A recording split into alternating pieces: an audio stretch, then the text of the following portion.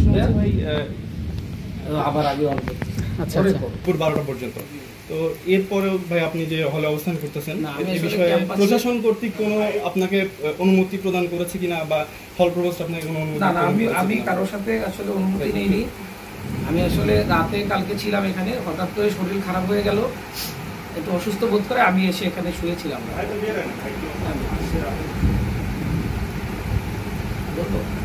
জি ভাই। আচ্ছা, আমি কালকে ক্যাম্পাসে ছিলাম, থাকা অবস্থায় হচ্ছে আমার একটু শরীর খারাপ করায় আমি হচ্ছে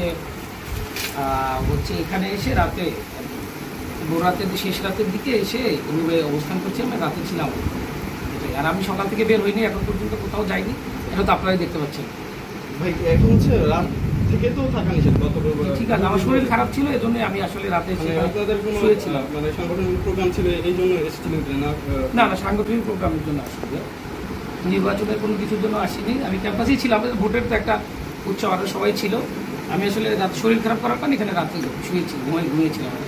ভাই আপনি যে এখানে অবস্থান করছেন এক্ষেত্রে প্রশাসন কর্তৃক প্রশাসন হয়তো বা জানে না, নির্বাচন কমিশন কর্তৃক কোনো কেউ হয়তো না অনুমতি নেওয়া হয়নি। ঠিক আছে, ঠিক ঠিক। ভাই ব্যাস এবং আমি 36 কম ব্যাচ ইংলিশ ডিপার্টমেন্ট, আমার নাম হামিদুর রহমান সোহাগ।